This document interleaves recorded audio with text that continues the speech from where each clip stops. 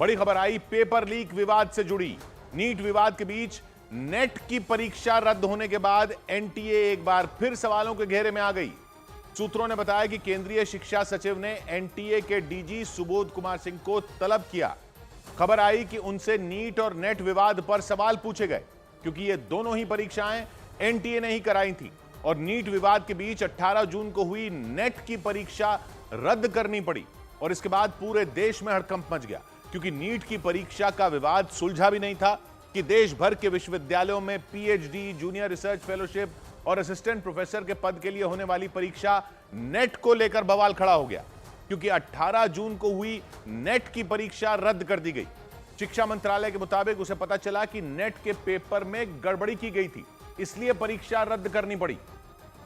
और इसके बाद पूरे देश में हड़कंप मच गया। प्रदर्शन शुरू हो गए। कई छात्र संगठन सड़कों पर उतर आए। दिल्ली में कांग्रेस के छात्र संगठन एनएसयूआई ने प्रदर्शन किया। प्रदर्शनकारी शिक्षा मंत्री धर्मेंद्र प्रधान के घर के बाहर पहुंच गए। वो एक बोरी में 500-500 के नकली नोट भरकर लाए और एक गाड़ी पर खड़े होकर उन नोटों को बिखेर दिया और नीट परीक्षा में धांधली के आरोप के बीच नेट की परीक्षा रद्द होने पर अपना गुस्सा दिखाया। एनटीए को बैन कर दो। नेट का भी पेपर लीक हुआ है, साफ साफ समझ आता है कि ये पेपर धांधली है। एनएसयूआई के कार्यकर्ता जिस गाड़ी से आए थे उन्होंने उसी पर खड़े होकर प्रदर्शन किया। बाद में इन लोगों को रोकने के लिए एक पुलिस वाला भी गाड़ी पर चढ़ गया और फिर प्रदर्शनकारियों को हिरासत में ले लिया गया। लेकिन एनएसयूआई के कार्यकर्ता नहीं माने, नोट उड़ते रहे और पुलिस से खींचतान के बीच एनएसयूआई के कार्यकर्ता नोटों की गड्डियां दिखाते रहे। लेकिन पुलिस ने यह प्रदर्शन ज्यादा देर नहीं चलने दिया और प्रदर्शनकारियों को हिरासत में लेकर शिक्षा मंत्री के घर के बाहर से हटा दिया। लेकिन प्रदर्शनकारियों को हटाने में उसे खूब पसीना बहाना पड़ा, क्योंकि प्रदर्शनकारियों और पुलिस के बीच धक्का मुक्की हो गई। एनएसयूआई के कार्यकर्ताओं ने बिना रुके नारे लगाए और छात्रों को न्याय देने की मांग की। नीट विवाद के बीच देश भर के विश्वविद्यालयों में पीएचडी, जूनियर रिसर्च फेलोशिप और असिस्टेंट प्रोफेसर के पद के लिए होने वाली परीक्षा नेट के रद्द होने के बाद बखेड़ा खड़ा हो गया और ये परीक्षाएं करवाने वाली एजेंसी एनटीए फिर सवालों के घेरे में आ गई। एनएसयूआई के कार्यकर्ताओं ने तो एनटीए को बैन करने की मांग की। हमारी मांग है एनटीए को बैन करो। हिरासत में लिए जाने से पहले इन प्रदर्शनकारियों ने पूरी सड़क पर नोट बिखेर दिए। शिक्षा मंत्री के घर के बाहर हुए इस प्रदर्शन के बाद वहां गाड़ियों और सड़क पर नकली नोट ही नोट नजर आए। बाद में पुलिस वालों ने नोटों को समेटा और वापस बोरी में डाला। इससे पहले नोट बिखेरकर एनएसयूआई कार्यकर्ताओं ने आरोप लगाया कि कोचिंग संस्थानों ने पैसे लेकर परीक्षाओं में धांधली करवाई और पेपर लीक करवाए और इस वजह से नीट और नेट की परीक्षा देने वाले लाखों छात्रों का भविष्य संकट में आ गया। इसीलिए देश के अलग अलग हिस्सों में यह परीक्षा कराने वाली संस्था एनटीए के खिलाफ प्रदर्शन हुआ। और दिल्ली के अलावा लखनऊ में भी कुछ छात्र संगठन सड़कों पर उतर आए। वहां तो कुछ प्रदर्शनकारी उसी बस पर चढ़ गए जिसमें बिठाकर पुलिस उन्हें हिरासत में लेकर जाने वाली थी। लखनऊ में यह प्रदर्शन लखनऊ विश्वविद्यालय के बाहर किया गया और पुलिस ने बस पर चढ़े प्रदर्शनकारियों को नीचे उतारा। लेकिन नीचे उतरते ही उन्होंने सड़क पर बैठकर नारेबाजी शुरू कर दी। दिल्ली की तरह लखनऊ में भी एनटीए पर गुस्सा फूटा। दिल्ली और लखनऊ के अलावा पटना में भी एनटीए को बैन करने की मांग उठी। वहां लेफ्ट के छात्र संगठन आयसा ने मोर्चा खोला, पुतला जलाया और एनटीए को बैन करने की मांग की। एनटीए यानी नेशनल टेस्टिंग एजेंसी को 2017 में बनाया गया था और उसे नीट, जेईई और नेट जैसी परीक्षाएं करवाने का जिम्मा सौंपा गया था। लेकिन इस साल जैसे ही मेडिकल कॉलेज में भर्ती के लिए होने वाली नीट परीक्षा का रिजल्ट आया था, एनटीए पर सवालों की बौछार हो गई थी और नेट की परीक्षा रद्द होने के बाद तो एनटीए के खिलाफ गुस्सा साथ में आसमान पर पहुंच गया, क्योंकि नीट विवाद सुलझने से पहले ही नेट विवाद खड़ा हो गया। शिक्षा मंत्रालय ने इस पर प्रेस कॉन्फ्रेंस की और नेट की परीक्षा में पेपर लीक का मुद्दा सीबीआई को सौंप दिया गया।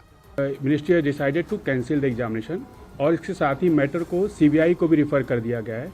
खबर आई कि केंद्रीय शिक्षा सचिव ने एनटीए के डीजी सुबोध कुमार सिंह को तलब किया। इसके अलावा सूत्रों ने बताया कि नीट और नेट परीक्षा विवाद की शुरुआती जांच रिपोर्ट शिक्षा मंत्रालय को सौंपी गई और इसके आधार पर कई बड़े अधिकारियों पर गाज गिर सकती है, क्योंकि सूत्रों ने बताया इन परीक्षाओं में कई बड़े अधिकारियों की लापरवाही की बात सामने आई। नीट से जुड़े 7 मामलों में तो सीधा सीधा धोखाधड़ी का पता चला।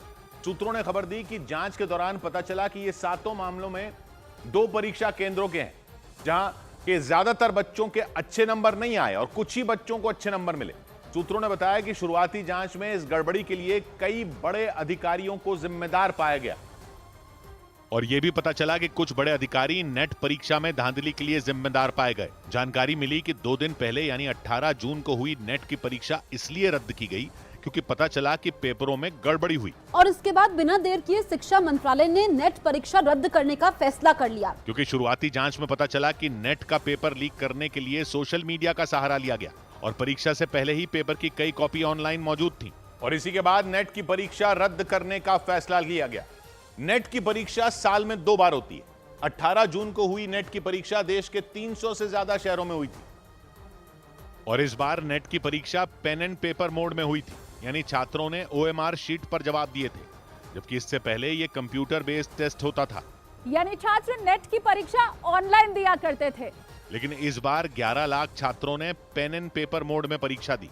और तर्क दिया गया कि ऐसा दूर दराज के इलाकों के छात्रों की सहूलियत के लिए किया गया, क्योंकि हर इलाके में कंप्यूटर बेस्ड टेस्ट मुमकिन नहीं।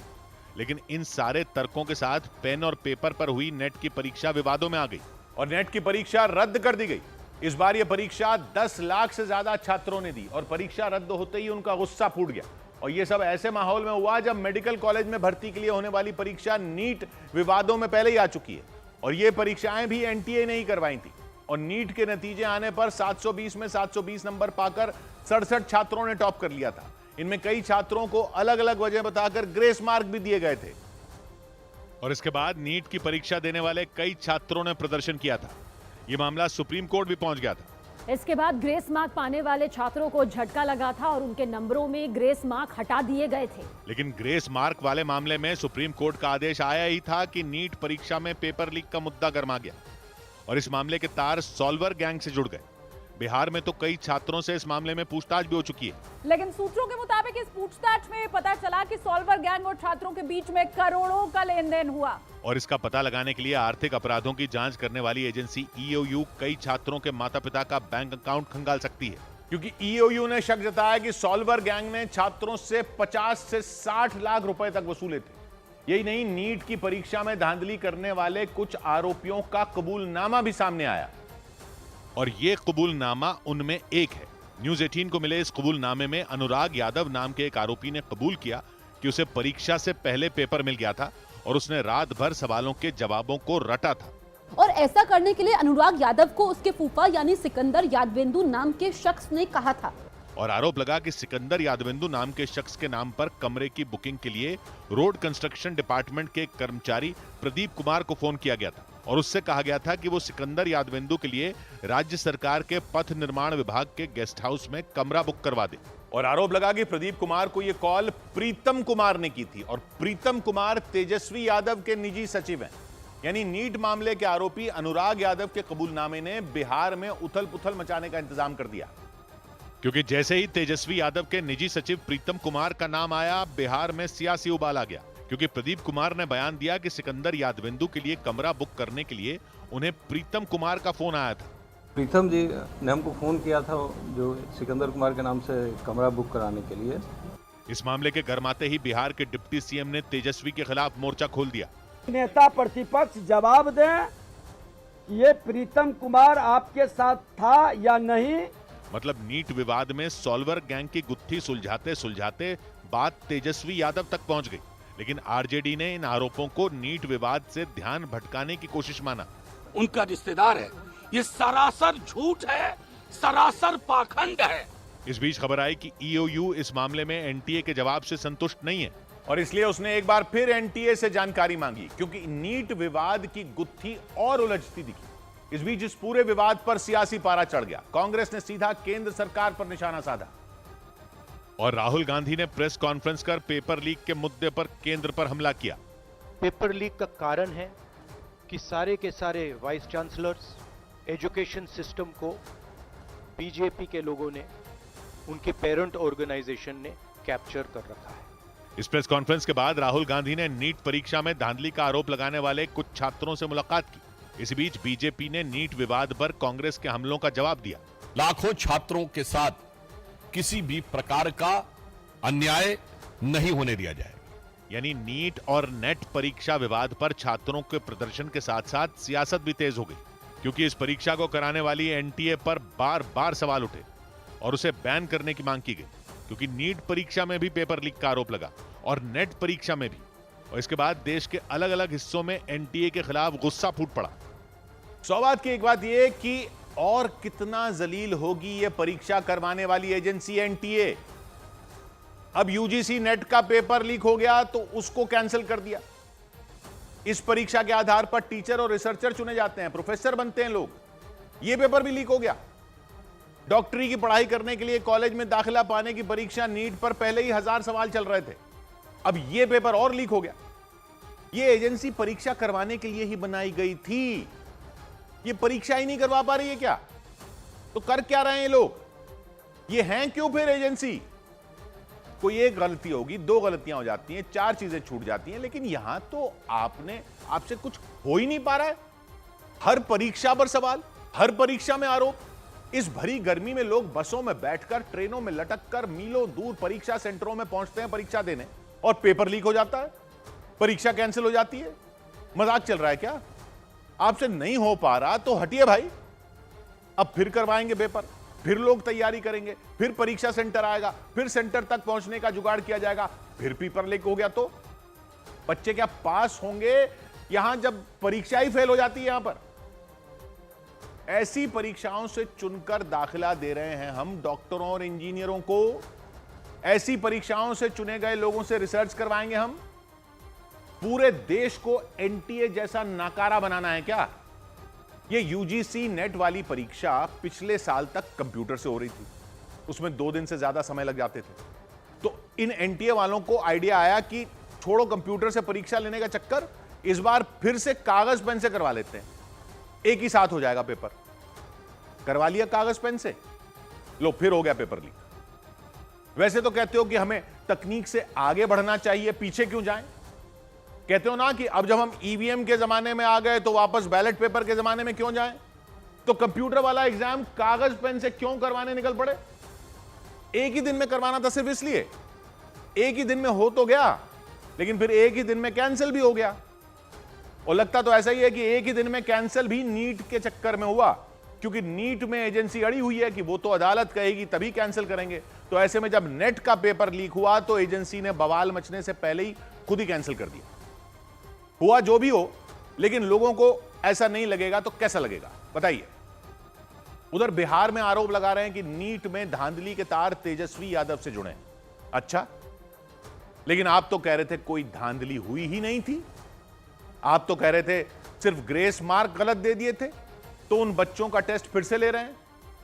तो तेजस्वी यादव के तार कौन सी धांधली से जुड़ रहे हैं? फिर पकड़िए ना जाकर जिसको भी पकड़ना है, अगर धांधली हुई है तो। इन परीक्षा देने वालों ने रोक रखा है क्या आपको? पकड़िए, आप धांधली बोल रहे हैं तो। लेकिन धांधली हुई है तो पेपर कैंसिल नहीं करेंगे, क्यों? तेजस्वी यादव का नाम पेपर लीक से जुड़ रहा है, लेकिन पेपर लीक नहीं हुआ है। यह बच्चों की समझ में नहीं आ रहा, और ना बच्चों को समझना है। ऐसी परेशानियां होती रहीं तो जो ईमानदारी से भी डॉक्टर, इंजीनियर, प्रोफेसर बनेगा, उसको भी सब ऐसे देखेंगे जैसे नकल से पास करने वालों को देखते हैं। आपकी इस नाकारा एजेंसी एनटीए में भी सभी अफसर थोड़े ही नाकारा होंगे, कुछ तो थोड़ा बहुत काम वाम जानते होंगे ना।